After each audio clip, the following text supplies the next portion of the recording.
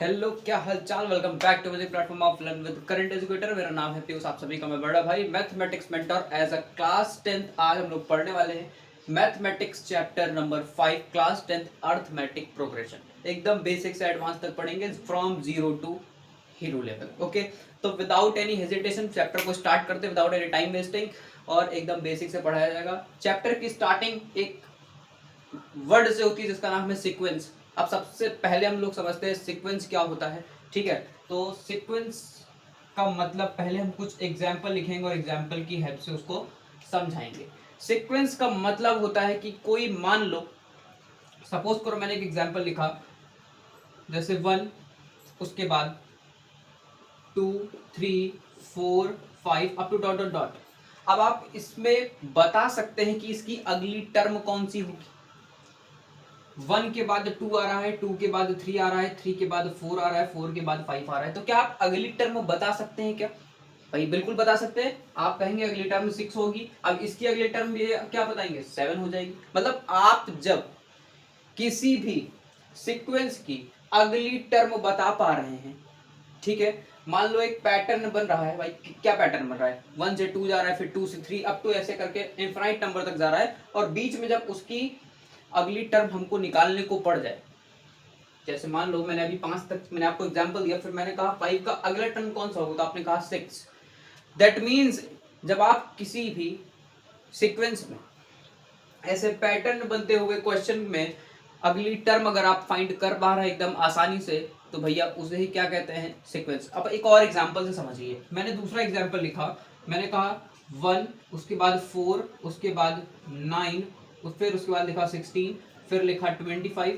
अब आप बता सकते हैं कि इसकी अगली टर्म कौन सी होगी। ध्यान से देखना भैया, ये है 1 का स्क्वायर, ठीक है, फिर ये है 2 का स्क्वायर, फिर 3 का स्क्वायर, फिर 4 का स्क्वायर, फिर 5 का स्क्वायर। तो आप बता सकते हैं कि अगली टर्म कौन सी होगी। भैया अगला नंबर 6 का स्क्वायर मतलब 36 हो जाएगी। समझ में आया? एकदम क्लियर। भैया 1 का स्क्वायर, फिर 2 का स्क्वायर, फिर 3 का, फिर 4 का, फिर 5 का, फिर 6 का।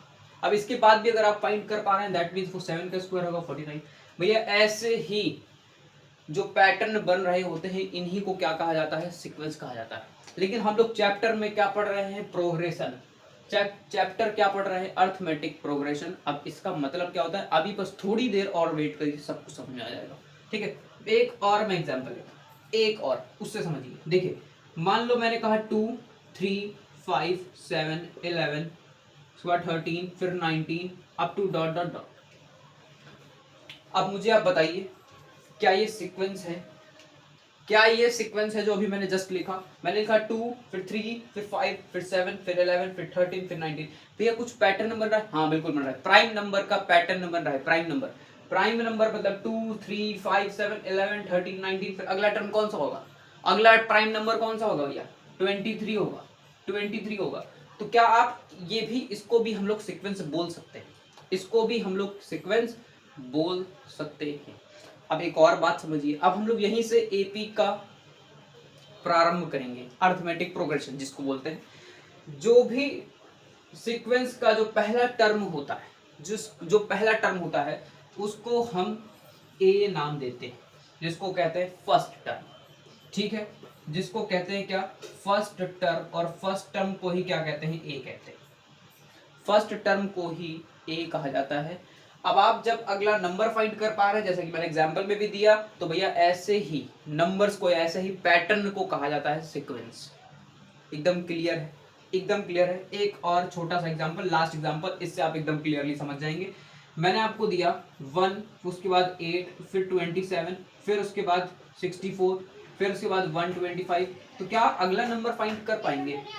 ठीक है, क्या आप अगला नंबर फाइंड कर पाएंगे? 1 का स्क्वायर, 1 का क्यूब है, ठीक है, फिर 2 का क्यूब 8 है, फिर 3 का क्यूब 27, फिर 4 का क्यूब 64, फिर 5 का क्यूब 125, फिर 6 का क्यूब क्या होगा, 6 का क्यूब आएगा ना भैया, तो 6 का क्यूब 216 होगा। दैट मीन्स ऐसे ही पैटर्न को, ऐसे ही नंबर ऑफ पैटर्न्स को हम लोग क्या कहते हैं, सीक्वेंस कहते हैं भैया। ठीक है, ऐसे ही नंबर ऑफ पैटर्न्स को हम लोग सीक्वेंस कहते हैं। समझ गए एकदम क्लियरली? अब मैं आपसे कहूं, इसी सीक्वेंस में आप भाई 10th टर्म बता सकते हैं कौन सी होगी? आप 10th टर्म, मतलब जैसे बोल 1 2 3 4 5 6 7, भैया ये 7वीं टर्म कौन सी है? 7। तो हम आपसे कहें कि 10th टर्म आप इसकी बता दो, क्या हो जाएगी? आप कहोगे 10। क्या कहोगे? 10 कहोगे ना भैया, तो इसकी जो 10वीं टर्म होगी वो 10 हो जाएगी।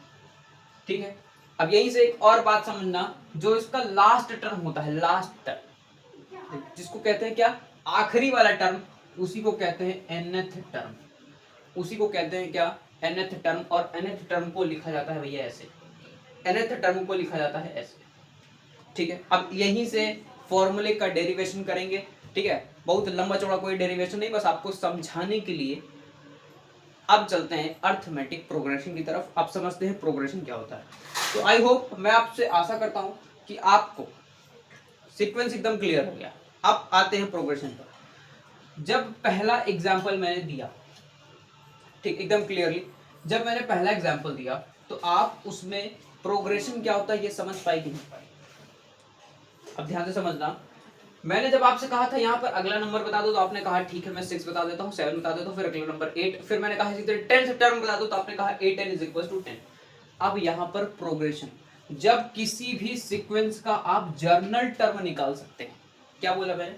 भैया इसी nth टर्म को ही जर्नल टर्म भी कहते हैं। ठीक है, जब किसी भी सीक्वेंस का आप जर्नल टर्म फाइंड कर सकते हैं।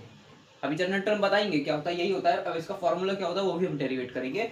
तो मैंने बोला जब किसी भी सीक्वेंस का जनरल टर्म आप आसानी से बता सकते हैं, एकदम क्लियरली कट, तो उसी को कहते हैं प्रोग्रेशन।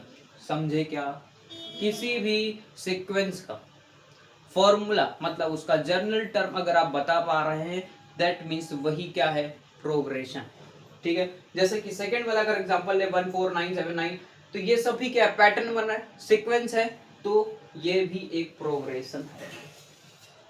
ठीक है, क्योंकि इसके जर्नल टर्म का हम लोग फॉर्मूला निकाल सकते हैं। क्या भाई? एक नेचुरल नंबर है n, फिर उसके आगे कह रहा है n², फिर कह रहा है n³, मतलब ऐसे ही बढ़ता चला जा रहा है, तो इसको भी क्या कहते हैं? प्रोग्रेशन। अब एग्जांपल नंबर 3 देखिए, क्या आप इसको जर्नल टर्म में चेंज कर सकते हैं? इसका जर्नल टर्म बना सकते हैं? नहीं बना सकते। इसका जर्नल टर्म, एग्जाम्पल नंबर 3 का जर्नल टर्म है ही नहीं। ठीक है, जर्नल टर्म है ही नहीं, नहीं है भाई जर्नल टर्म। ठीक है, देखो ध्यान से। अब जनरल टर्म क्या होता है? बस थोड़ी देर और, थोड़ी देर, कुछ सेकंड्स वेट कर लो, थोड़ी देर में आ जाएगा समझ में। ठीक है, तो इसका जनरल टर्म नहीं बता पाएंगे, तो ये सीक्वेंस तो है। सीक्वेंस इसलिए क्योंकि मैं अगली टर्म बता पा रहा हूँ, इसलिए सीक्वेंस है। लेकिन इसकी जनरल टर्म का फॉर्मूला हम लोगों को नहीं पता, इसीलिए ये प्रोग्रेशन नहीं है। ठीक है, इसीलिए ये प्रोग्रेशन नहीं है। ओके, एग्जाम्पल नंबर 4 में देखो, क्या ये सीक्वेंस है? बिल्कुल है, क्योंकि मैं इसकी अगली टर्म बता पा रहा हूँ। ठीक है, तो और क्या आप चेक करो क्या प्रोग्रेशन है? तो मैं इसकी जर्नल टर्म भी बता सकता हूँ भाई, n एक नेचुरल नंबर है। ठीक है, और यहाँ पर n³ चल रहा है। ठीक है, नेचुरल नंबर का क्यूब चल रहा है भाई, n1³ निकाला, फिर n2³ निकालेंगे, ऐसे चलता चला जाएगा। समझ गए क्या? एकदम क्लियर है। अब आ जाओ, इसको इरेज करते हैं और आते हैं भैया एपी पे। ठीक है, बस इन्हीं से जुड़ी हुई बात। अब चलते हैं, इतनी देर से जो हम आपसे कह रहे हैं जनरल टर्म, nth टर्म जिसको कहा जाता है, वो कैसे आएगा? ठीक है, वो कैसे आएगा आप ध्यान से देखना। मैंने आपसे कहा एक 11 15 19, ठीक है, फिर उसके बाद 23 up to dot dot dot ऐसे करके चलते हैं। ये मैंने एक एग्जांपल के तौर पर लिया, यहीं से मैं एपी को समझाने जा रहा हूँ। ध्यान से देखना, मैंने कहा किसी भी सीक्वेंस, क्या ये सीक्वेंस है? बिल्कुल सीक्वेंस है। अगर कोई सीक्वेंस है, दैट मीन्स वो अर्थमेटिक प्रोग्रेशन भी है, क्योंकि उसकी जर्नल टर्म का फॉर्मूला हम लोग बता सकते हैं। तो यहां से एक फैक्ट निकल के आता है, क्या? कि सारी एपी अर्थमेटिक प्रोग्रेशन सीक्वेंस हो सकती है, लेकिन सारे सीक्वेंस एपी नहीं हो सकते। जैसा कि मैंने अभी आपको प्राइम नंबर वाला एग्जांपल भी दिया था 2 3 5 7, इसका जर्नल टर्म का फॉर्मूला नहीं निकाल पाएंगे, तो दैट मीन्स वो एपी भी नहीं है, मतलब प्रोग्रेशन नहीं, तो अर्थमेटिक प्रोग्रेशन भी नहीं होगा वो, लेकिन सीक्वेंस है। इसीलिए मैंने एक फैक्ट आपको बताई कि सारे एपी सीक्वेंस हो सकते हैं, लेकिन सारे सीक्वेंस एपी नहीं हो सकते। ठीक है, क्लियर हो गया? अब आ जाओ एग्जांपल पे। जो भी सीक्वेंस का फर्स्ट टर्म होता है उसी को हम लोग क्या बोलते हैं, ए बोलते हैं, उसी को क्या बोलते हैं, ए। जो इस सीक्वेंस का फर्स्ट टर्म है वो कौन है, 11 है, ठीक है। और फर्स्ट टर्म को A1 बोलते हैं भैया, A1 बोलो या ए बोलो, बात एक ही है, ठीक है। जो उसका सेकंड टर्म होता है उसको बोलते हैं A2, जिस थर्ड टर्म होता है उसको A3, जो फोर्थ होता है उसको A4, ऐसे ही चलते चला जाता है, ठीक। अब आ जाओ, एक और शब्द आता है कॉमन डिफरेंस। वो क्या होता है, जब आप फर्स्ट नंबर में ऐसा कौन सा नंबर जोड़ दें कि हमको अगला वाला नंबर मिल जाए, प्रीसीडिंग नंबर में कौन सा नंबर जोड़ दें कि हमको अगला वाला नंबर मिल जाए, कौन सा जोड़ दें भैया, दोनों में डिफरेंस क्या है, 4। मतलब 11 में 4 ऐड करेंगे 15 आएगा, और 15 में 4 ऐड करेंगे 19 आएगा, ठीक है। फिर 19 में 4 ऐड करेंगे आपको 23 मिल जाएगा, ऐसे ही चलता चला जाएगा। तो एक ऐसा कॉमन नंबर जो प्रीवियस नंबर में ऐड करने पर आपको अगला नंबर मिल जा रहा है, तो उसको क्या बोलते हैं, उसको क्या बोलते हैं, कॉमन डिफरेंस।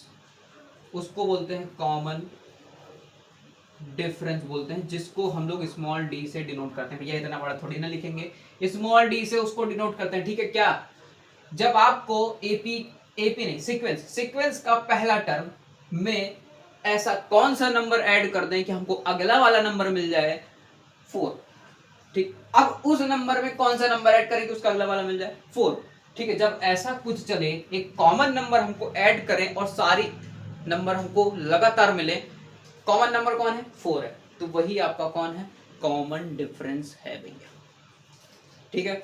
वो कौन है, कॉमन डिफरेंस है। बस अभी सारे कॉन्सेप्ट हम आपको सिखा देंगे, फिर उसके बाद कोई प्रॉब्लम नहीं होगी, ठीक है। अब यहीं से आप एपी का nth टर्म फाइंड करते हैं। जब मैंने आपसे कहा कि एपी के फर्स्ट टर्म को या सीक्वेंस के फर्स्ट टर्म को हम क्या कहते हैं, ए कहते हैं, ठीक है। ध्यान से देखो, एपी में जब एक नंबर ऐड करते हैं, भाई हमको यहाँ ये 11 से 15 कैसे मिला, जब मैंने उसमें 4 ऐड किया, तो यहाँ पर हमको सेकंड टर्म कैसे मिलेगा, जब हम उसमें कॉमन डिफरेंस ऐड करेंगे। भाई जब डी ऐड करेंगे तभी तो मिलेगा, तो यहाँ पर a प्लस डी हो जाएगा, मतलब ये आपका सेकंड टर्म हो गया। अब थर्ड टर्म कैसे मिलेगा, 2 बार डी ऐड करेंगे, ठीक है भाई। 11 15, हमको 11 से डायरेक्ट 19 में जाना है, तो 2 बार 4, मतलब 2 बार डी को ऐड करना पड़ेगा, 4 और 4 8 हो, समझ रहे हो ना। आ जाओ यहाँ पर, फिर हमको उसी टर्म में फिर हमको कितने बार डी ऐड करना पड़ेगा, 3 बार डी ऐड करना पड़ेगा, ठीक। ऐसे ही ये चलता चला जाएगा, समझ गए। अब देखो, यहीं से nth टर्म हम डेरिवेट करेंगे, यहीं से। जब एपी के फर्स्ट टर्म को A1 कहते हैं, एपी के सेकंड टर्म को A प्लस डी कहते हैं, एपी के थर्ड टर्म को A प्लस 2D कहते हैं, ठीक है। एपी के फोर्थ टर्म को A प्लस 3D कहते हैं। तो इसी तरह एपी के फोर्थ टर्म को क्या कहते होंगे, एपी के फोर्थ टर्म को क्या कहते होंगे, ए प्लस कुछ गलत हो गया क्या, कुछ गलत हो गया क्या, हाँ भाई, हाँ भाई देखो, यहाँ पर आएगा A प्लस डी, फिर A प्लस 2D, ठीक है, फिर A प्लस 3D। मतलब कि ये आपका फर्स्ट टर्म था, ये सेकेंड टर्म है, ये थर्ड टर्म है, ये फोर्थ टर्म है, अगला कौन सा आएगा, फिफ्थ टर्म आएगा। जब मैंने आपसे कहा ए फोर्थ, हमको चौथा टर्म चाहिए, तो चौथे टर्म में हम क्या कितने डी ऐड करेंगे, जितना टर्म पूछा है उसका एक कम डी ऐड करेंगे। जैसे यहाँ पर आओ, फर्स्ट टर्म ये था, दूसरा टर्म ये है, तीसरा ये है, चौथा ये है।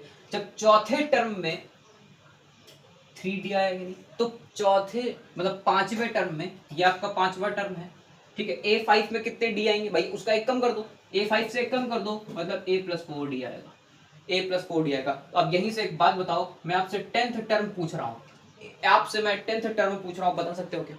ध्यान से देखो, यहाँ पर एक भी डी नहीं है, यहाँ पर मतलब दूसरे वाले टर्म में एक डी है। जब मैं आपसे कहूँ कि A2, तो उसमें से एक डी कम करते हैं, A प्लस डी। यहीं पर आओ, जब मैंने आपसे कहा A 10th टर्म बताओ, तो भैया एक डी कम कर दो, तो A प्लस 9D आएगा। मैंने कहा आपसे 50th टर्म बताओ, मतलब A50 बता दो, A50 बता दो भैया, कैसे बताओगे, एक डी कम कर दो, A प्लस 49D कर दो, समझ गए क्या।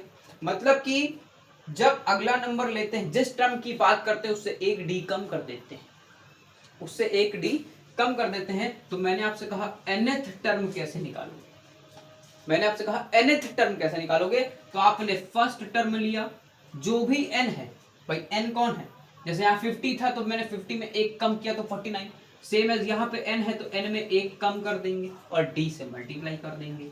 समझ गए क्या, समझ गए क्या भैया, भैया आपका डेरिवेशन भी हो गया। यही है nth टर्म, यही है nth टर्म जिसको हम लोग general term of the AP भी कहते हैं।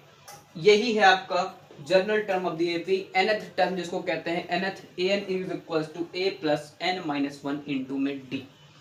ठीक है, इस इतनी देर से हम लोग इसी की बात कर रहे थे। समझ गए क्या, मैं बस आपको एक एग्जांपल से मैंने को अटैच करके कनेक्ट करके मैंने आपको बताया। आई होप आपको एकदम बढ़िया से क्लियर हो गया होगा। अब हम लोग चलते हैं एक और छोटे से कॉन्सेप्ट की तरफ। ये जो मैंने an लिखा है इसी को हम लोग थोड़ी देर में लास्ट टर्म भी कहते हैं। मैंने आपको थोड़ी देर पहले बताया भी था कि लास्ट टर्म भी कहा जाता है इसको। कब, जब एक फाइनाइट एपी होती है। ठीक है, तो फाइनाइट एपी ध्यान से देख लो भैया, इसको भी लिख लो। फाइनाइट एपी के लिए जब फाइनाइट नंबर हो, ठीक है, आपको लास्ट वाला नंबर गिवन हो, तो आपको L is equals to a plus n minus 1 into में d, तब ये वाला फॉर्मूला लगाया जाता है। ठीक है, कोई चेंज नहीं है, बस an की प्लेस पर मैंने l को रखा। l क्या कहता है कि लास्ट टर्म, an कौन है, ये है आपके जर्नल टर्म। ठीक है, समझ गए क्या, एकदम क्लियर। अब चलते हैं एकदम क्वेश्चन की तरफ without any time wasting. Okay, so करते हैं इरेज और अब आते हैं क्वेश्चन पर। पूरी सीट एकदम भरी हुई है क्वेश्चनों से। पहला सवाल आपसे लेते हैं, ठीक है, मतलब इस सीट से लिया जाता है। तो वो कह रहा है कि, ध्यान से देखना, कह रहा है which term of sequence -1 3 7 11 up two is 95। Question को ध्यान से पढ़ना। nth टर्म का जनरल टर्म का फॉर्मूला याद करके रखना, सवाल हो जाएगा। आपसे कह रहा है which term of the sequence is -1 3, ये आपकी सीक्वेंस है, ठीक है, -1 3 7 11 is 95।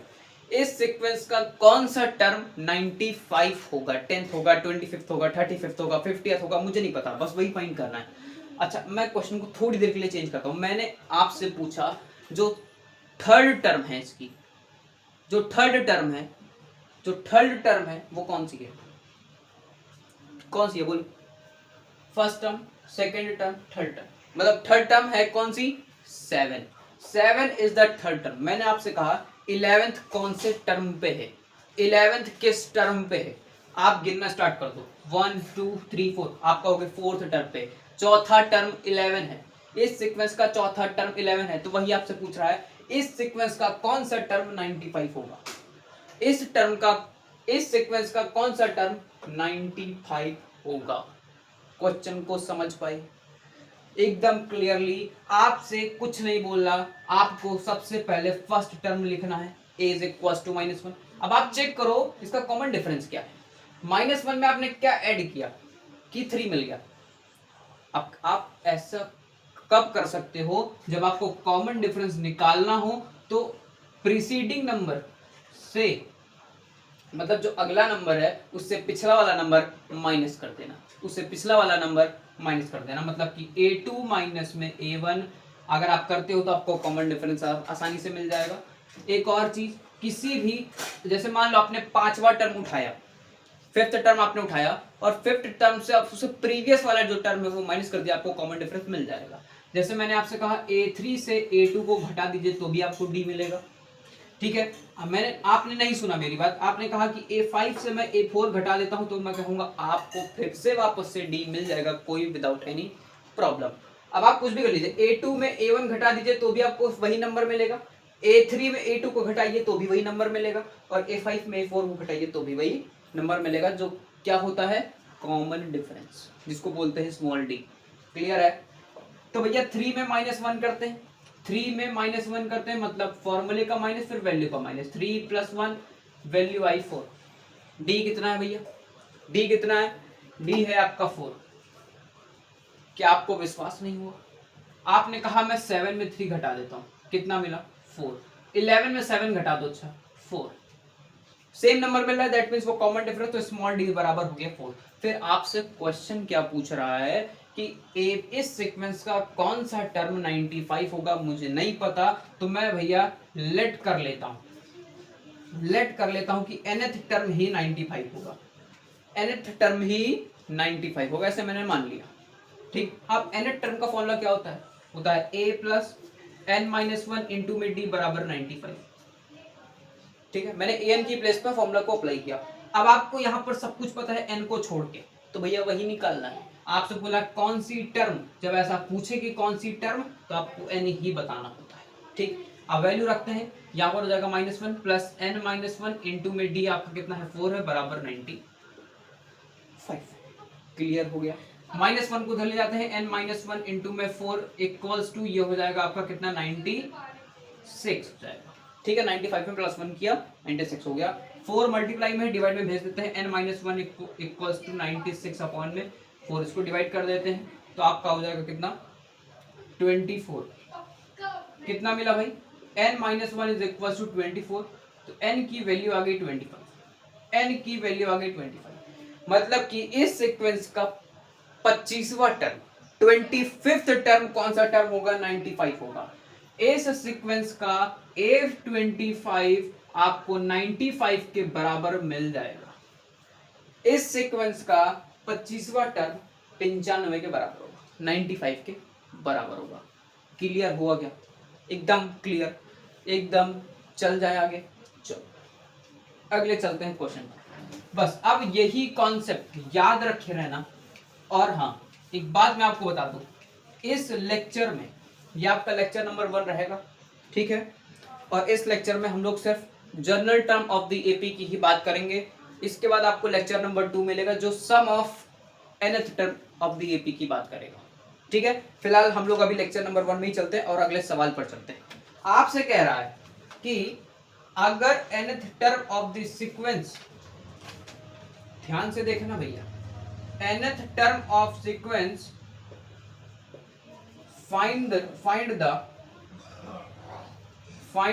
term of an is equals to 3 plus 4n। क्या बोल दिया भाई? ये क्या बोल दिया भाई? कह रहा है nth term of the sequence कुछ इस तरह रिप्रेजेंट करा जा रहा है जिस, और कह रहा है फाइंड द, इसने गलत बोल दिया है, फाइंड द टर्म नहीं होगा, फाइंड द एपी होगा। ठीक है, find the AP which where the nth term is equals to 3 plus 4n। आपको एपी फॉर्म करनी है। ठीक है, एपी कह लो, सीक्वेंस कह लो, जो भी कह लो, ठीक है, तो आपको एपी फॉर्म करनी है। एपी फॉर्म करने के लिए आपको कौन कौन सी जरूरत होती है? पहला फर्स्ट टर्म, दूसरा क्या? Second, sorry, common difference. दो बातों का ध्यान रखना है। अगर आपको एपी चेक करना है तो कैसे करोगे? उसका फर्स्ट टर्म उठा लो और उसका कॉमन डिफरेंस उठा लो। अगर कॉमन डिफरेंस सेम है तो वो एपी हो जाएगी। तो हमको एपी बनाने के लिए भी दो चीज की जरूरत पड़ती है, और एपी को चेक करने के लिए भी इतनी ही चीजों की जरूरत पड़ती है। ठीक है, तो हमको एपी बनानी है। कैसे बनाओगे? an इक्वल्स टू, मतलब nth term is equals to 3 plus 4n दे रखा है, तो आपसे कह रहा है एपी फॉर्म कर लो। तो मैंने कहा कि मैं जब a1 रखता हूं तो n की प्लेस पे आपको 1 रखना है। ठीक है, तो a1 इज इक्वल्स टू क्या मिल जाएगा? 3 plus 4 इंटू में, मतलब 7। क्लियर है क्या? a1 आपको 7 मिल गया। a2 निकालते हैं 3 plus 4 इंटू में 2, ये आपको कितना मिल जाएगा? 4 2 8 plus 3 11 मिल जाएगा, 11 मिल जाएगा। एकदम क्लियर। a3 निकालते हैं, चलो a3 निकाल लेते हैं। मैंने कहा 3 plus 4 इंटू में 3, ठीक है, ये कितना हो जाएगा? 3 plus 12, दैट विल गिव 15। इतने में आपका काम हो जाएगा। अब ध्यान से देखो, आपसे बोला था कि एपी बनानी है, आपको एपी बनानी है। मुझे फर्स्ट टर्म मिल गया कौन सा? 7, सेकेंड टर्म मिल गया 11, थर्ड टर्म मिल गया 15, ऐसे ही चलता चला जाएगा। मुझे तो एपी बनानी थी और हमको फर्स्ट टर्म की जरूरत थी, कॉमन डिफरेंस। मुझे फर्स्ट टर्म मिल गया a1। चेक करो कॉमन डिफरेंस सेम आ रहा है क्या? चेक करो कॉमन डिफरेंस। तो अगले वाले नंबर से पिछला वाला नंबर माइनस कर दो, मतलब a2 में a1 को घटा दो, तो अगर d के बराबर आएगा तो वही d की वैल्यू हो जाएगी, मतलब 11 minus 7 that will give you 4। तो कॉमन डिफरेंस बेटा क्या आ रहा है 4, और फर्स्ट टर्म कौन है 7, तो ये आपकी AP बन गई। तो AP कौन है 7 है, 11 है, 15 है। आपका मन करता है तो आगे तक ले जाइए, अदरवाइज यही पर ड्रॉप करिए और डॉट डॉट बना दीजिए। क्लियर हो गया क्या? एकदम क्लियर, समझ में आया क्या? चलो अगले क्वेश्चन पर चलते हैं।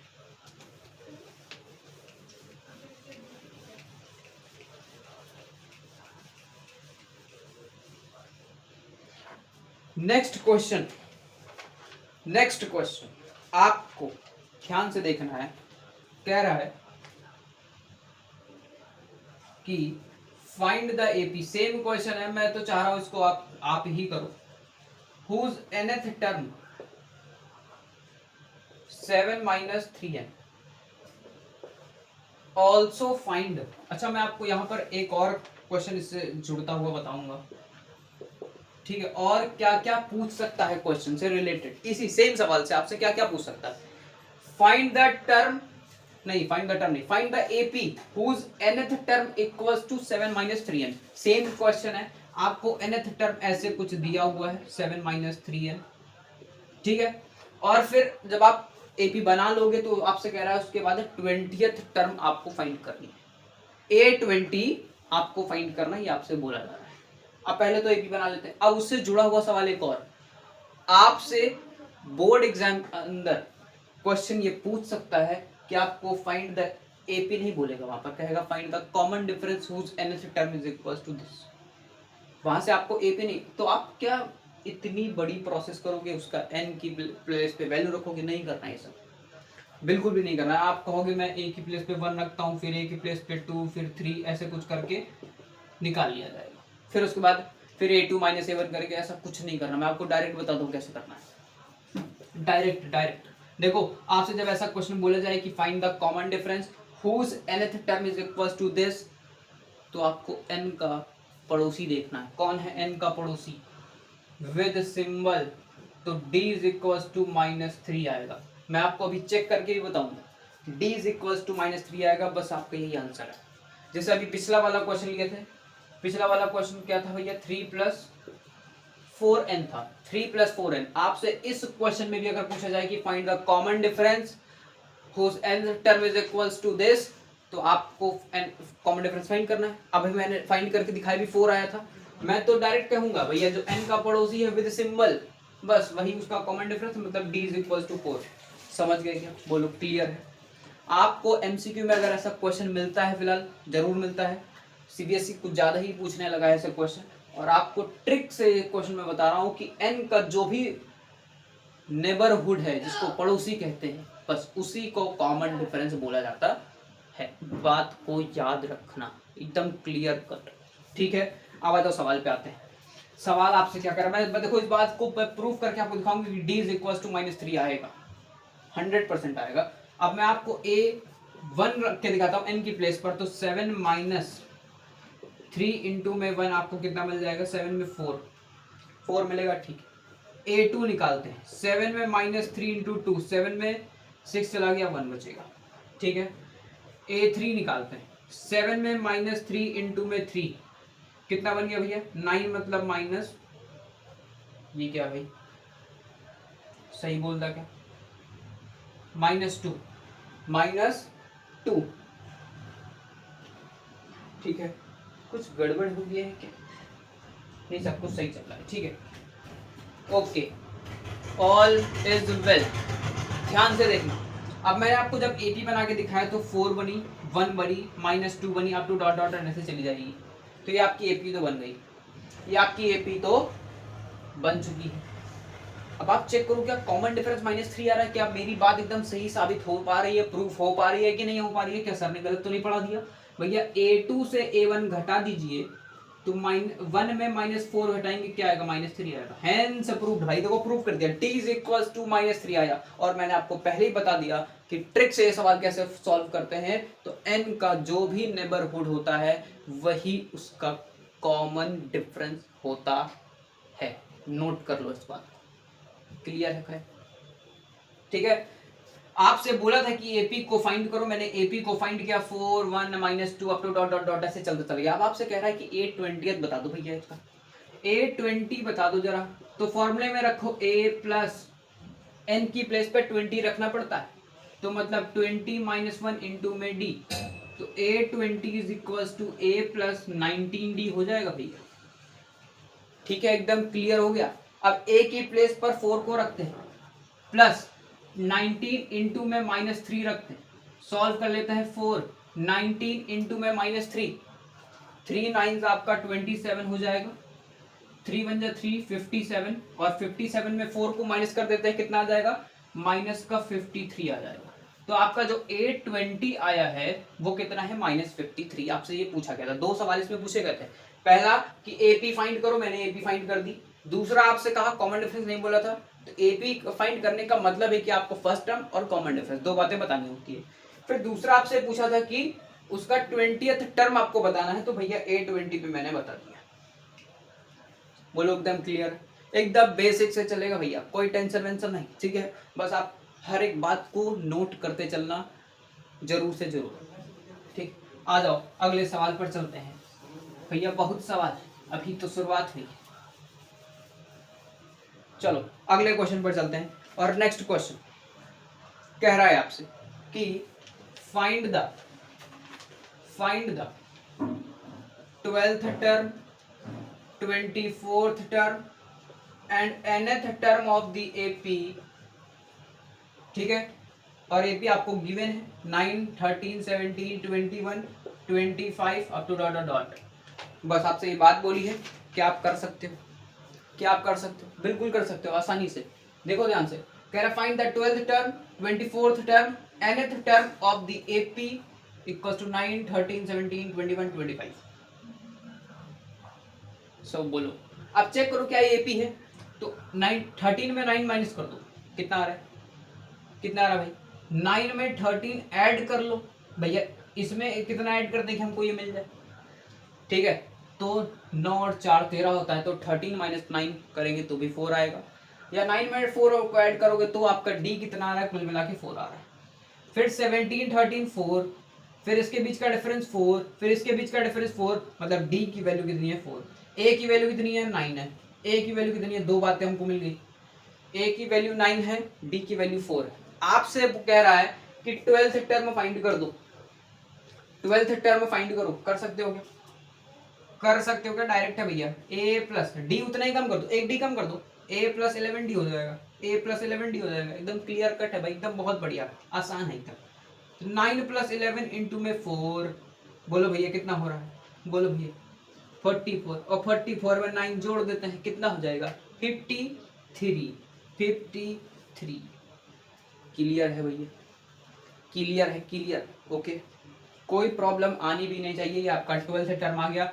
24th टर्म में आपको होमवर्क देता हूं भैया कि आपको A24 खुद से फाइंड करना है, खुद से फाइंड करना है।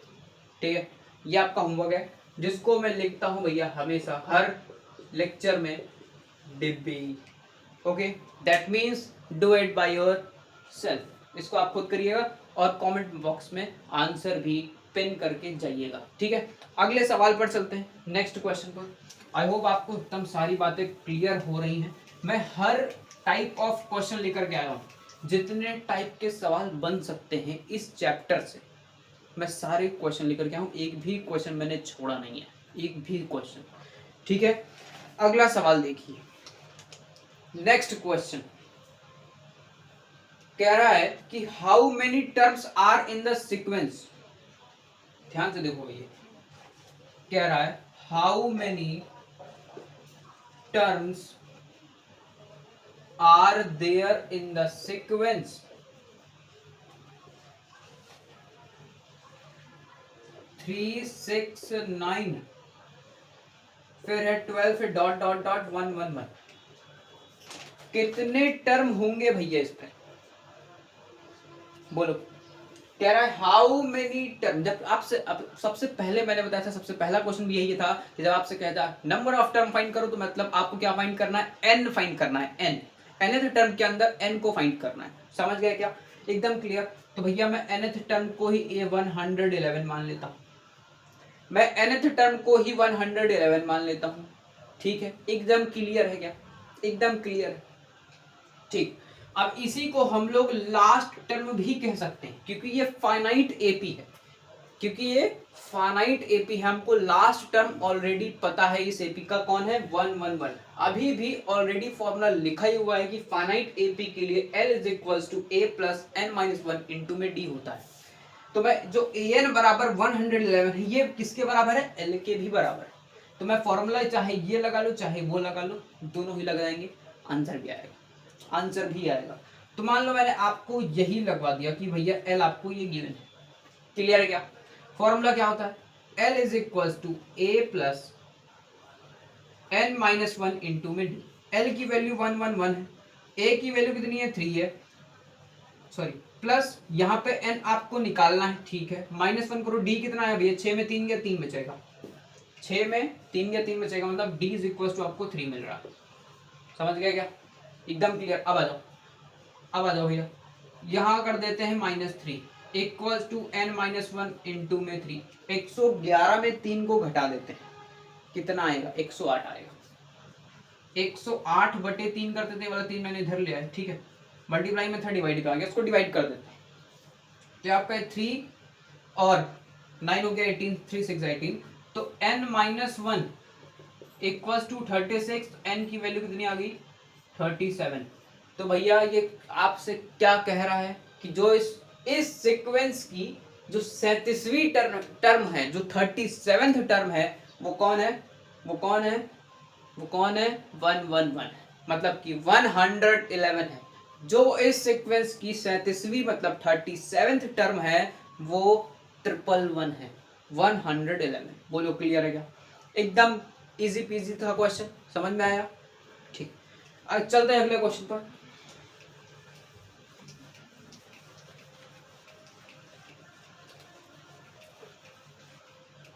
ओके, तो अगला क्वेश्चन देखिए, आपसे कह रहा है which term of the arithmetic progression 5, 15, 25 will be 130 more than its 31st term। क्या बोल दिया भाई, कुछ समझ में ना आया, फिर से देखो, मैं क्वेश्चन लिख देता हूं भैया। ठीक है, आपसे कह रहा है which term of the AP, मैं अर्थमेटिक प्रोग्रेशन को शॉर्ट फॉर्म में एपी लिख सकता हूं, बिल्कुल लिख सकता हूं, कोई प्रॉब्लम नहीं है। ठीक है, फिर आपको एपी दे रखा है, ठीक है, कोई प्रॉब्लम नहीं है भैया। ठीक है, एपी आपको वो कह रहा है will be 130 more it's 31st term. ठीक है, क्या बोल रहा है क्वेश्चन, एकदम केयरफुली रीड करो, एकदम केयरफुली, आसानी से समझ में आएगा, एकदम केयरफुली। आपसे कह रहा है कौन सी टर्म इस एपी की, which term of the AP will be 130 more it 31st term. क्या समझो, ये आपको एपी दी हुई है। ठीक है, मैंने कहा इस एपी को, विल बी मतलब बराबर, इक्वल टू का साइन 130 ज्यादा है इस टर्म से, मतलब कि 130 प्लस इट्स मतलब 831। ये बोल रहा है भैया, ये आपसे बोल रहा है एपी के प्लेस पे ये एपी की बात हो रही है, एपी के प्लेस पे इस एपी की बात हो रही है। वो अभी मैं उसको थोड़ी देर में nth टर्म भी बोलूंगा। ठीक है, तो आपसे कह रहा है कौन सी टर्म, तो मैंने कहा nth term of the AP is equals to 130 more it's 31st term. समझ गए क्या? अब इसको चेंज करते हैं, मैंने आपको समझाने के लिए लिखा था। मैं मानता हूं कि nth term of the AP जो है वो 130 ज्यादा है किससे, 31st टर्म। समझ गए क्या? एकदम क्लियर कट, एकदम बढ़िया, बहुत मजेदार सवाल है। देख लीजिए, nth टर्म का फॉर्मूला अप्लाई करिए। ठीक है, nth टर्म मतलब a plus n minus one into में d। 130 ज्यादा है, 831 को क्या लिख सकते हो, एक d कम कर दो, हो जाएगा भैया आपका काम। एक d कम कर दो मतलब a प्लस 30d हो जाएगा। समझ गए क्या? अब इक्वल्स टू में है, सेम साइन है, उड़ा दो, कोई दिक्कत वाली बात नहीं है। मैंने a से a को उड़ा दिया। हमको मतलब किससे है, n से। आपसे बोला है कौन सी टर्म चिल्ला चिल्ला के कह रहा है बेटा n फाइंड कर लो, n फाइंड कर लो, ठीक है। मैंने आपसे बार बार बताया कि आपसे पूछ ले कौन सी टर्म, कौन सी टर्म, कौन सी टर्म, मतलब nth टर्म, समझ गए, ठीक। अब आ जाओ n माइनस वन इंटू में d की प्लेस पर वैल्यू होता है 15 में 5 गया बेटा 10 बचेगा, 130 प्लस 30 इंटू में 10, एकदम क्लियर है, बस वैल्यू पुट कर है और कुछ भी नहीं, d बराबर 10 है भैया, ठीक है, d बराबर 10 है, 15 में 5 गया 10 बचेगा, ठीक है। n माइनस वन इंटू में 10, इसको उधर ले जाते हैं, थोड़ा पहले सॉल्व करते हैं, तो ये भी आपका 300 हो जाएगा, और 300 में 130 जोड़ देंगे बेटा 430 हो जाएगा, 430 और ये नीचे आ जाएगा 10, आपका आ जाएगा कितना 44, 44, n इक्वल्स टू 44। आपसे कह रहा है कि जो 44th टर्म होगी वो 130 ज्यादा होगी किस टर्म से, उसके 31st टर्म से। समझ पा रहे हो सवाल को? आपसे कह रहा है कि जो A44 है वो 130 ज्यादा है उसके 31st टर्म से, ये बात आपसे कह रहा है ये सवाल। बोलो क्लियर है तो लिखो CH क्लियर है, ठीक है, मजा आया। चलो आगे सवाल पर चलते हैं।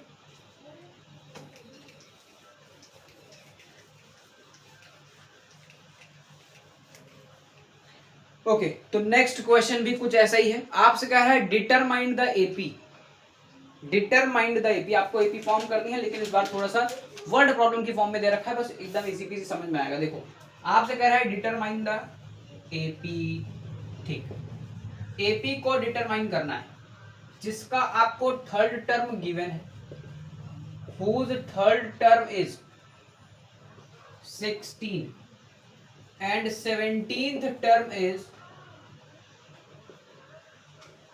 exceed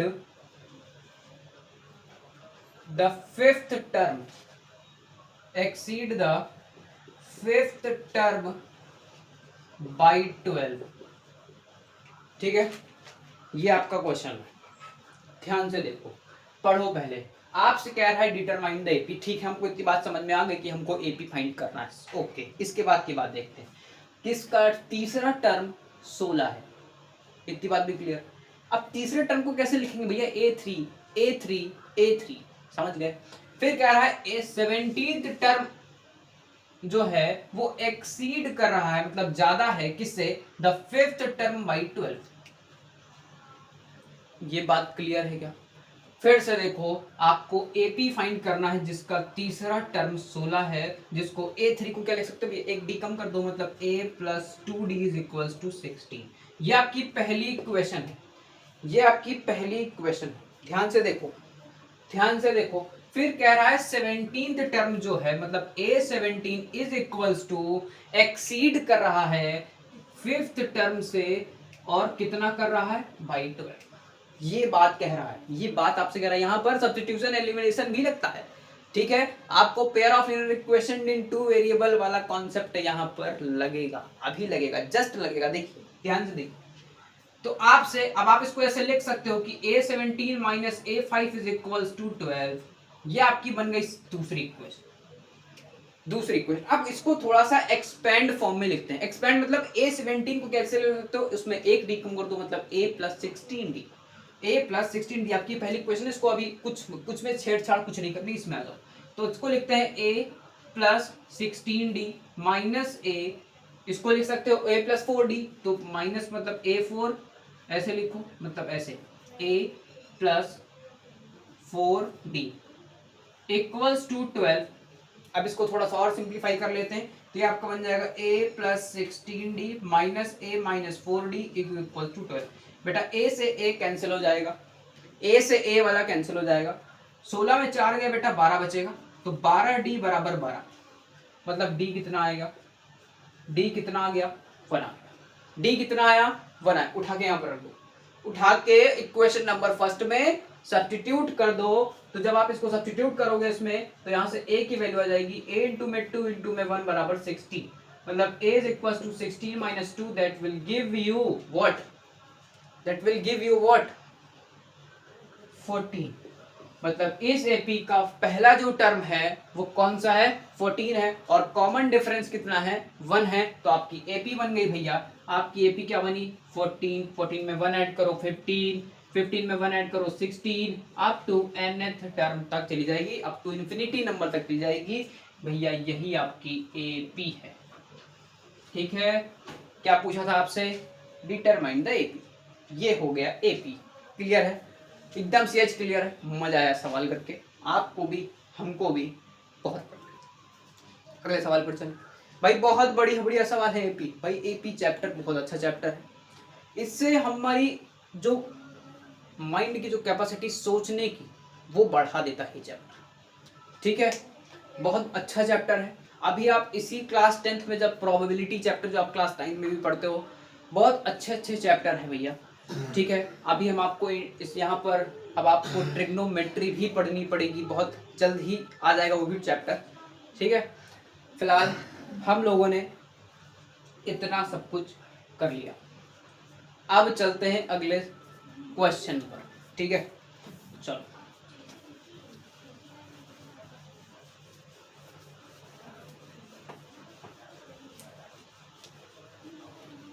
ओके, तो नेक्स्ट क्वेश्चन एकदम ध्यान से देखना, मैं लिख देता हूं। कह रहा है the sum of fifth and seventh term of an AP is 52 and the 10th term is 46, then find the AP. इसमें भी आपको एपी ही फाइंड करना है, बट आपको एक कैसे फॉर्म में बोल सकते हैं भाई, एक वर्ड प्रॉब्लम के फॉर्म में सवाल दिया हुआ है। ठीक है, इसको पहले थोड़ा सा मॉडिफाई कर लें। ठीक है, बहुत इसमें खिचड़ी बहुत पक रही है, अब पका ही देते हैं। चलो, आपसे कह रहा था sum of 5th and 7th term of AP, 5वीं टर्म और 7वीं टर्म का सम आपको 52 के बराबर दे रखा है। मतलब कह रहा है कि ए 5th और ए 7th को जब आप ऐड करोगे तो आपको 52 मिलेगा। बोलो, इतनी बात क्लियर है क्या? फिर आपसे कह रहा है कि 10वीं जो टर्म है वो 46 के बराबर, 46 के बराबर। समझ गए क्या? ये आपकी फर्स्ट इक्वेशन है, ये आपकी सेकंड इक्वेशन है। दोनों को उठा के सॉल्व करते हैं। कैसे करेंगे, पहले भैया एक्सपेंड करके थोड़ा बहुत इसी में सॉल्व कर लो। ठीक है, चलो आ जाओ। अब आ जाओ यहाँ पर, इसको थोड़ा इरेज करते हैं। यहाँ लिखते हैं कि a 10th जो है वो 46 है। इसको सॉल्व कर दो। a 5 को लिख सकते हो a + 4d, और a 7 को लिख सकते हो a + 6d, और इसका सम कितना है 52। a ऐड कर लोगे 2a हो जाएगा भैया, काट मत देना। ठीक है, और 6 4 आपका 10 हो जाएगा, 10d बराबर 52। ये आपकी बन गई इक्वेशन। इसको क्या लिख सकते हो, a प्लस कितना भाई 9d equal to 46 equals to 46। अब आप क्या चाहते हो, एलिमिनेशन लगा दिया जाए। एलिमिनेशन लगाने के लिए आपको क्या करना पड़ेगा, किसी एक वेरिएबल को बराबर करना पड़ेगा। तो मैं चाहता हूँ कि a को बराबर कर लेते हैं।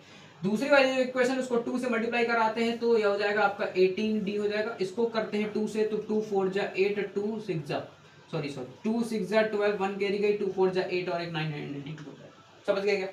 अब आ जाओ ये सॉल्व कर लेते हैं, साइन वाइन चेंज कर लेते हैं। 2a खत्म, का काम तमाम हो गया। यहाँ बचेगा 8d माइनस का, और यहाँ बचेगा 92 में 52 घटा देंगे मतलब 0, और 9 में 5 गया बेटा 4 बचेगा, 4 40 माइनस का, माइनस से माइनस कैंसिल हो जाएगा, d बराबर आएगा 5। भैया कॉमन डिफरेंस कितना आ गया, 5 आ गया। मैं रिपीट कर देता हूँ सवाल, टेंशन मत लो। क्वेश्चन आपसे कह रहा था कि 5वीं टर्म और 7वीं टर्म का सम है 52 मतलब 52, और जो 10वीं टर्म है उसका वो बराबर है किसके, 46 के। ठीक, मैंने इस टर्म को थोड़ा सा मॉडिफाई किया, मतलब सॉल्व एक्सपेंड करके सॉल्व करने की कोशिश करी, तो इक्वेशन हमारी बनी 2a + 10d = 52। ठीक, फिर आप a 10 को लिख सकते हो a + 9d = 46। मैंने इस वाली एपी को, मतलब ये जो आपको गिवन था, इसको मैंने 2 से मल्टीप्लाई किया। ठीक है, यहाँ पे रखा, जब रखा तो यहाँ पर d = 5 आ गया। समझ गए? अब इस d को किसी एक क्वेश्चन में पुट कर दो, आपको क्या मिल जाएगा, भाई, a मिल जाएगा। ठीक है, आ जाओ रख देते हैं यहाँ पर। तो a + 9 इंटू में 5 = 46, ये आपका 9 5 जा 45, तो a = 46 - 45, A is equal to 1 आ जाएगा।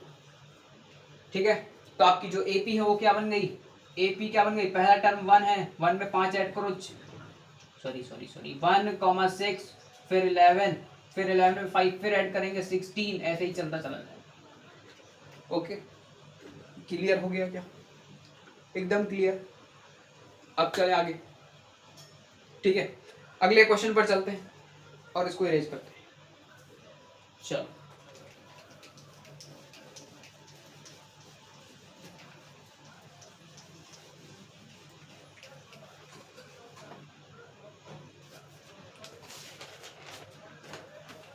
ओके, तो नेक्स्ट क्वेश्चन है, कह रहा है find the sixth term from the end of the AP. काफी अच्छा सवाल है। कह रहा है find the sixth term of, नहीं, from end of the AP. AP आपकी 17, 14, 11 अप टू -40। ध्यान से देखो सवाल को, एकदम केयरफुली देखना भैया। ठीक है, एकदम केयरफुली। आपसे कह रहा है find the sixth term from the and. आपको पीछे से इस एपी के एंड से सिक्स्थ टर्म फाइंड करना है। कभी भी ऐसा सवाल आपसे पूछे कि find the seventh term from the and, 12th term from the and, AP को पलट दो।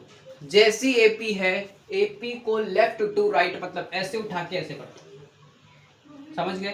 तो एपी को जब आप रिवर्स करोगे, मतलब अपोजिशन में लाओगे, तो यहाँ पर -40 हो जाएगा। आप पहले तो एक काम करो, चेक कर लो कि इसका कॉमन डिफरेंस कितना आ रहा है भैया। तो 14 भैया, आपको एक और ध्यान देना है, एपी आपको घटती हुई टर्म में दिखेगी। ठीक है, जो भी नेगेटिव टर्म, तो डी भी आपका नेगेटिव आएगा। तो चेक कर लेते हैं कितना भाई, -3 आएगा। डी आपका -3 आ रहा है, तो -40 में +3 करते हैं भाई। जब डी को पलट देंगे, मतलब ए बी को पलट देंगे, तो डी आपको पॉजिटिव हो जाएगा, डी आपका पॉजिटिव हो जाएगा। ध्यान से देखो, 40 में +3 मतलब -37। क्लियर है क्या? ओके, अब आ जाओगे 37 के बाद आपका आ जाएगा कितना, ये आ जाएगा -34। ठीक है, ऐसे ही आपको क्या मिल जाएगा, 11 मिल जाएगा, फिर 14 मिल जाएगा, फिर 17 मिल जाएगा। तो आपको अब इस एपी का एंड टर्म इधर से सिक्स्थ फाइंड करना था। ठीक है, तो इस एपी में जो सिक्स्थ टर्म होगा वो स्टार्टिंग से हो जाएगा। कोई दिक्कत है क्या? कोई प्रॉब्लम नहीं। ध्यान से समझो, जो आपको एपी क्वेश्चन में गिवन थी, उसका जो सिक्स्थ टर्म था वो एंड से था, फाइंड करना था। मैंने क्या किया, एपी को ही पलट दिया। तो एपी जब यहाँ एंड था, तो यहाँ से स्टार्टिंग हो जाएगा। अब इजी हो गया। और क्वेश्चन, तो ए इज इक्वल टू -40 हो गया। डी इज इक्वल टू, एक बार फिर चेक कर लेना आप, डी इज इक्वल टू फिर से चेक कर लेना, डी आपका 3 आ जाएगा। ठीक है, जब आप एपी को रिवर्स करते हो, पलट देते हो, तो डी फर्स्ट वाले जो एपी होता है उसका अपोजिट होता है, मतलब पहले -3 था, अब +3 हो जाएगा। क्लियर है क्या? नहीं समझ में आ रहा है तो चेक कर लेना एक बार। एक अगली वाले टर्म से पिछला वाला टर्म माइनस कर लेना, मतलब -37 माइनस फॉर्मूले का माइनस, फिर वैल्यू का माइनस। ठीक है, -3, 37 + 40 आपका आ गया 3। क्लियर है क्या?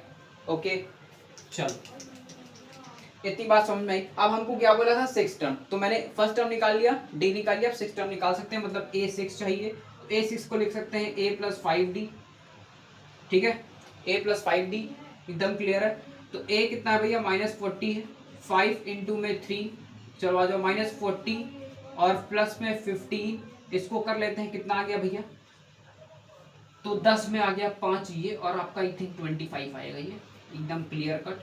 ठीक है, माइनस का 25, तो जो आपका -25 मतलब ये जो छठवां टर्म आया है A6, ठीक है, ये from the end of AP है। जो आपका सिक्स्थ टर्म है, कौन, -25, वो एंड ऑफ द एपी का है। क्लियर है? एक और सवाल करा दें, एक और सवाल करा दें, मजा आ जाएगा। फिर आपको एक सवाल होमवर्क देंगे। ठीक है, देखो ध्यान से, क्वेश्चन में थोड़ा सा चेंज। ठीक है, आपसे कह रहे हैं find the ninth term.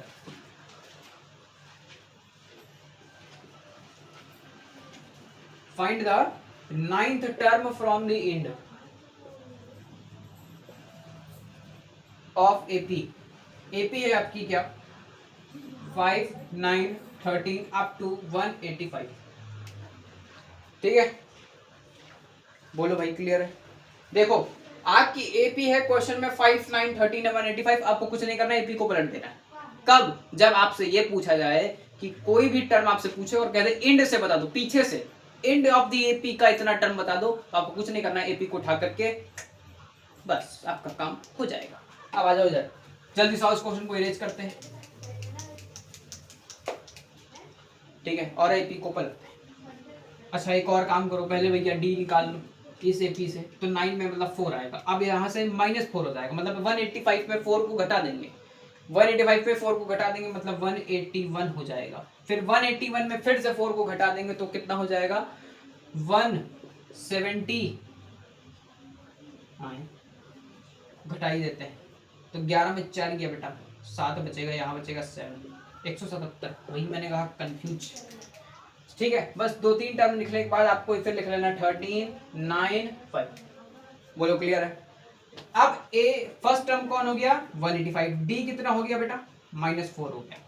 D कितना हो गया, -4 हो गया। ठीक है, अब देखो आपको टर्म कौन सी फाइंड करनी है, नाइन्थ टर्म फाइंड करनी है, मतलब a + 8d। ठीक है, a + 8d, a कौन है 185 प्लस 8 इंटू में d कितना -4, तो 185 -32 सॉल्व कर लो भैया। 5 में 2 गया 3, 8 में 3 गया 5, यहाँ बचेगा 1। तो आ गया आपका आंसर भी भैया, A9 is equal to 153 from the end of the AP। ठीक है, आपको ये बात लिख देनी है, from the end of the AP। चलो आ गया सामने, एकदम क्लियर। एक क्वेश्चन होमवर्क दे दिया जाए, है ना, एक क्वेश्चन होमवर्क दे दिया जाए, एक क्वेश्चन बस, ओनली 1 क्वेश्चन। इसी कॉन्सेप्ट पर एक और लगा लोगे, मजे ही आ जाएंगे, और मजा आ जाएगी। चलो देखो मैं क्वेश्चन को थोड़ा सा चेंज करता हूँ, क्वेश्चन को नोट कर लो अगर नहीं किया है तो। ठीक है, देखो क्वेश्चन में चेंज थोड़ा सा है कि इस बार 9th पूछा था, अब की बार आपसे 12th पूछ रहा है, और एपी है आपकी, एपी है आपकी, कौन सी है एपी, एपी कहाँ गई भाई, -2, -4, -6 अप टू -100। माइनस देख के डरना मत भैया, बिल्कुल भी। ठीक है, बिल्कुल भी मत डरना, माइनस सिर्फ आपको सही में डराने के लिए ही दिया गया है। ठीक है, डरना मत देख के। मैं आपको थोड़ी बहुत हिंट दे सकता हूँ, लेकिन पूरा सवाल नहीं बताऊंगा। ठीक है, क्योंकि ऑलरेडी मैंने 2 सवाल मैंने इस कॉन्सेप्ट पर बताए हैं, तो आप इसको अगर खुद से कर लेंगे तो सच में बहुत मजा आ जाएगा। ठीक है, तो कॉन्सेप्ट मैं आपको बता देता हूँ, कॉन्सेप्ट आप भी जानते हो, मैं भी जानता हूँ। एपी को क्या करना है, सबसे पहला काम पलट देना, तो -100। फिर आपको एक और काम करना है, डी यहीं से निकाल लेना है, तो -4 -2 है, तो -4 + 2 कर लेंगे तो -2 आएगा आपका डी। जब इधर से करेंगे तो +2 हो जाएगा, तो 100 में +2 मतलब 98 हो जाएगा। ऐसे ही चलते चलते ये पहुंचेगा -6 -4, उसके बाद किधर जाएगा भाई, किधर जाएगा ये, फिर जाएगा -2 तक। ठीक है, अब आप इसकी बात कर सकते हैं बिल्कुल। इसके बाद मैं लिखता हूँ क्या, कुछ नहीं, डिब्बी लिखने के बाद आपको करना पड़ेगा। ठीक है, डिब्बी मतलब do it by your self. Okay okay okay, clear है, क्लियर है एकदम। चलो अब इसके बाद चलते हैं अगले क्वेश्चन पर, एक और कॉन्सेप्ट, नया कॉन्सेप्ट जिसको कहते हैं मिडिल टर्म फाइंड करो भैया। ठीक है, ये भी आपको nth टर्म के टाइप ऑफ क्वेश्चन में मिल सकता है, वो भी समझा देंगे कैसे करना है। देखो इसमें find the middle term of the AP. अब मिडिल टर्म का सबसे पहले आपको कॉन्सेप्ट समझना है, कॉन्सेप्ट क्या है मिडिल टर्म का, बहुत इंपॉर्टेंट कॉन्सेप्ट है, और ये भी एपी के एक टाइप ऑफ क्वेश्चन में भी आता है। ठीक है, सम ऑफ, जिसको बोलते हैं nth term of the AP का एक टाइप ऑफ क्वेश्चन है। सबसे पहले समझते हैं कि मिडिल टर्म का कॉन्सेप्ट क्या होता है। मिडिल टर्म 2 कॉन्सेप्ट है। सबसे पहले आपको मैं एक एग्जाम्पल के थ्रू इसको समझाता हूँ। मानो कि एक मैंने आपको एपी दे दी, या कह दो उसको सीक्वेंस। ठीक है, जब एपी में ऑड नंबर ऑफ टर्म होते हैं, जब एपी में ऑड नंबर ऑफ टर्म होते हैं, मतलब एन जब होता है क्या, ऑड, तो ऑड वाले केस में जो भी एन आएगा उसमें +1 करके उसका हाफ कर देते हैं, और उसी को कहते हैं मिडिल टर्म। ठीक है, मतलब कि इसमें आपका मिडिल टर्म कौन सा है, 3 है। समझ गए, तो जितनी टोटल टर्म है मतलब 5 है, एक ऐड करके उसका हाफ करना है, मतलब 3 आएगा। तो 3 उसका कौन सा टर्म है, मिडिल टर्म। सेम केस लेते हैं इवन वाले के लिए, मान लो 1 2 3 और 4 ले लिए। अब इस केसेस में 2 टर्म ऐसे हैं जो मिडिल में आ रहे हैं। मिडिल का मतलब है कि उसके LHS में भी उतने नंबर रेस्ट में रहें और RHS में भी उतने नंबर रेस्ट में मतलब बचे रहें, ठीक है। तो यहाँ पर देखो अगर मैं 2 को लेता हूं तो इधर अनइक्वल हो जाएगा, तो साथ साथ 2 और 3 दोनों ही इसके मिडिल टर्म में आते हैं। तो ऐसे केस में मतलब इवन जब n जब इवन हो जाए तो क्या करना होता है, जब n इवन हो जाए तो आपको करना है कुछ नहीं, एक निकालना है n/2th टर्म, ठीक है, और एक निकालना है n/2th प्लस 1th टर्म, ठीक है। ऐसे मतलब एक उसका हाफ निकाल लेना और जो उसका हाफ करना उसमें एक ऐड कर लेना। इवन के केस में 2 होते हैं, ऑड के केस में एक ही होता है, कौन, उसमें 1 ऐड करके उसका हाफ कर दो। क्लियर है। अब आते हैं क्वेश्चन पर, ठीक है। यही कॉन्सेप्ट इस क्वेश्चन पे अप्लाई करना है बस। अब देखो ध्यान से, तो आपसे कह रहा है कि find the middle term of the AP 6 13 20 up to dot dot dot 216। तो आपको लास्ट टर्म मतलब फाइनाइट AP या फाइनाइट AP का लास्ट टर्म डिफाइन होता है, कौन है लास्ट टर्म, 216। अब लगाते हैं L का formula A plus n-1 into में D, ऑलरेडी तब से लिखा हुआ है स्टार्टिंग से, कोई प्रॉब्लम नहीं। L की वैल्यू 216 है, ठीक है, इक्वल्स टू A आपका 6 है प्लस n-1 इंटू में D आपका कितना है भैया, -7 है, 7 नहीं भाई +7 है, ठीक है। D इज इक्वल टू 7 लिख भी देते हैं यहाँ पे।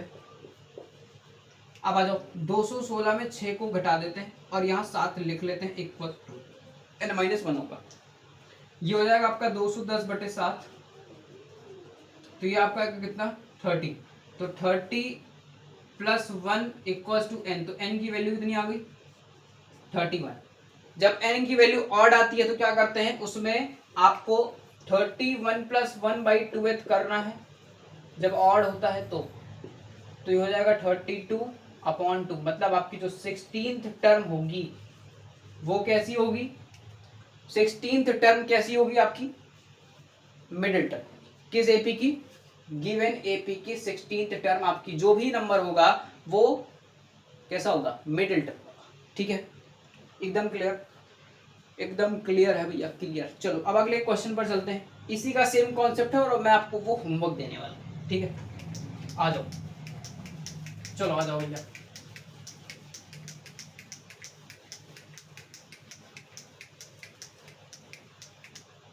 क्वेश्चन बता देते हैं आपको, ठीक है। एक AP है जिसको 213 205 197 और डॉट डॉट डॉट 37, ये आपकी AP है भैया, ठीक है। और आपसे कह रहा है इसका मिडिल टर्म फाइंड कर दीजिए, तो इसका मिडिल टर्म आपको करना, ठीक है, ये आपका होमवर्क है जिसको मैं लिख देता हूँ ऐसे AP, ओके। तो this will be your as a homework, तो इसको करके कमेंट सेक्शन पर इसका आंसर ठोक करके जरूर जाना। अब चलते हैं अगले सवाल पर, और बस कुछ ही मिनट में आपकी क्लास एंड हो जाएगी, ठीक है।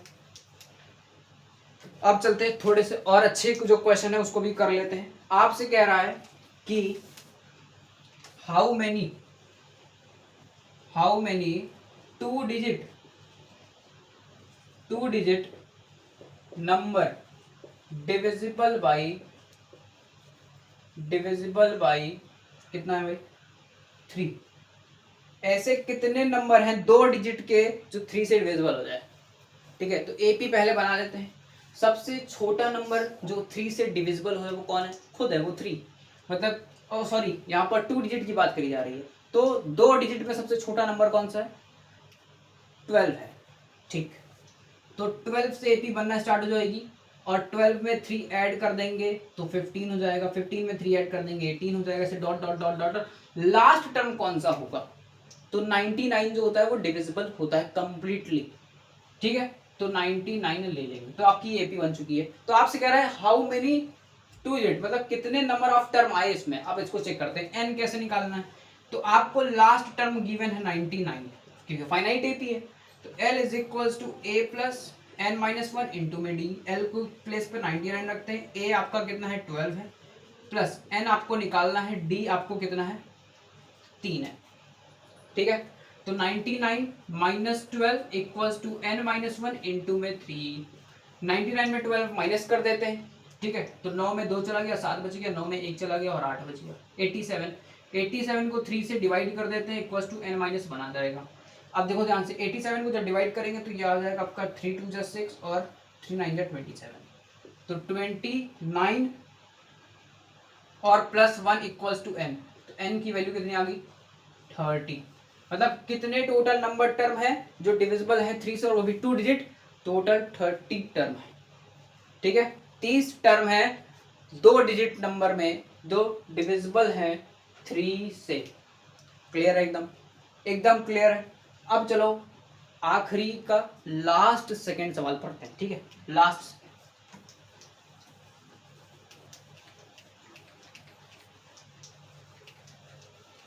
और जो इस बार मैं क्वेश्चन देने जा रहा हूँ वो फिर से आपको होमवर्क मिलेगा, ठीक है। और सेम कॉन्सेप्ट पर है, आपसे कह रहा है हाउ मेनी 2 डिजिट नंबर, ठीक है। 2 डिजिट कैसे, कितने नंबर हैं जो डिविजिबल हो जाए किससे? Divisible by 7। एपी मैं आपको बना के देता हूँ, सॉल्व आपको करना है, ठीक है। एन आपको फाइंड करना है। तो सबसे छोटा नंबर कौन है 7 से डिविजिबल हो जाए पूरा? कौन है? 14 है। तो मतलब एपी शुरू हो जाएगी 14 से। तो 14 के बाद 7 उसमें ऐड कर देंगे, मतलब 21। फिर 21 के बाद 28। फिर लास्ट नंबर कौन सा है, ये कैसे करोगे पता? तो 3 में तो पता चल गया था, 99 चेक कर लिया। अब 7 की प्लेस पर 7 को 99 से डिवाइड दे दो, 7 को 99 से डिवाइड दे दो, कितना बचेगा? तो ये आपका बच जाएगा कितना? 3 9 जा 7 जा 7 और ये 2 और फिर यहाँ पर 29। तो ये 3 सॉरी 7 4 जा 28 1, ठीक है। तो 90। अब जो भी रिमाइंडर आया है उसमें आप एक को कम कर दीजिए, मतलब 7 माइनस 98 को डिवाइड करिए तो 98 चला भी जाएगा, ठीक है। ये आपको 14 7 जा, ठीक है। 14 7 जा कितना होता है भैया? 98 होता है। तो आपको लास्ट नंबर मिलेगा कितना? 98, ठीक है। आपकी एपी बन चुकी है। तो आपको सीधे सीधे कुछ नहीं करना है, एन की वैल्यू कमेंट सेक्शन पर पिन करके जाना है, ठीक है। अब चलते हैं आखिरी सवाल पर, ठीक है। मे भी आखिरी हो सकता है, शायद कोई सवाल मुझे अगर याद आ गया तो मैं आपको बता दूंगा। फिलहाल तो ये लास्ट क्वेश्चन है, बहुत अच्छा सवाल है, जरूर करके जाइएगा, ठीक है। देखो क्या ध्यान से सवाल को एकदम केयरफुली। कह रहा है फॉर व्हाट वैल्यू, क्वेश्चन ही लिख लेते हैं पहले। कह रहा है for what value of nth term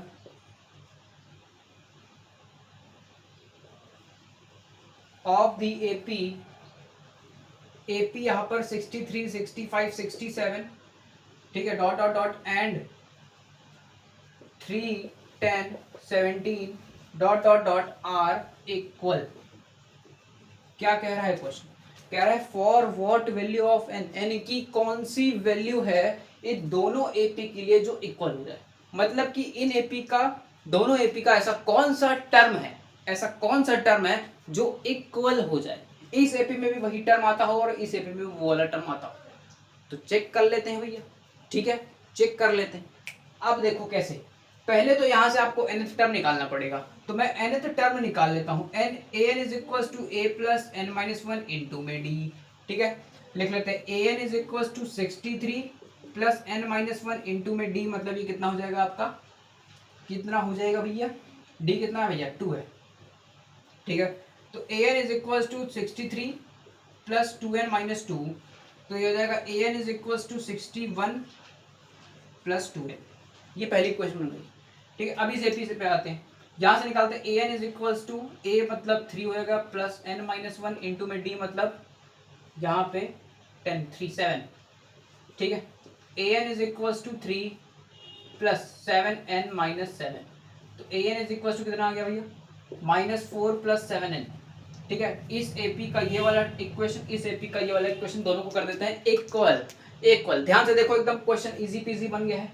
दोनों को कर देते हैं an1 बराबर an2, ठीक है। ऐसे कुछ मान लिया मैंने, इस टर्म को पहली एपी माना, इस को दूसरी माना, दोनों को बराबर कर देते हैं। तो 61 plus 2n equals to -4 plus 7n। यहाँ से n वाले को एक साइड करते हैं और नॉन n वाले को एक साइड कर लेते हैं, ठीक है। तो 64 plus 4 equals to 7n minus 2n, ये आपका हो जाएगा 60 अपॉन में कितना हो जाएगा भाई 5 n, ये आ गया कितना भैया 12। तो जो n की वैल्यू 12 आई है, मतलब ये कह रही है कि जो 12वीं टर्म है दोनों AP की वो बराबर है, वो कैसी है बराबर। तो ये आपका था लास्ट क्वेश्चन, ठीक है। कॉन्सेप्ट सारे मैंने बता दिए, और जो मैंने कॉन्सेप्ट एक नहीं बताया है बट उसको लिख के नहीं बताया, तो वो फिर से मैं आपको याद दिला देता हूँ कि वो क्वेश्चन कुछ ऐसा है कि मैं रेस करके उसको बताता हूँ, ठीक है। वो क्वेश्चन कुछ ऐसा है कि मानो आपसे बोला गया कि फाइंड करो कॉमन डिफरेंस, ठीक है। इस बात को मैं एक बार फिर से दोहरा रहा हूं क्योंकि ऑलरेडी मैंने बता रखा है। आपसे कहा गया कि कोई nth टर्म है और उसका कॉमन डिफरेंस फाइंड करना। nth टर्म को मैं ऐसे कुछ लिख देता हूं, ठीक है। nth टर्म को मैं कुछ ऐसे लिख देता हूं, आपसे कह रहा है कॉमन डिफरेंस बताओ। तो इस बात की मैंने ट्रिक ऑलरेडी बता रखी है, मैं फिर से याद दिला देता हूं कि जो भी n का नेबरहुड होता है, n का जो भी पड़ोसी होता है, वही उसका कॉमन डिफरेंस होता है विद सिंबल। विद सिंबल, अगर माइनस है तो माइनस, प्लस है तो प्लस, ठीक है। क्लियर है, इस बात को याद रखो, नहीं नोट किया है तो नोट कर लो, ठीक है। आपका सारा कॉन्सेप्ट हो गया क्लियर, और एपी का ये था भैया लेक्चर नंबर 1 जो कि एंड हो चुका है। अब हम आपको मिलते हैं इसी के लेक्चर नंबर 2 में, बहुत जल्द मिलेंगे, तब तक clear tata and good bye.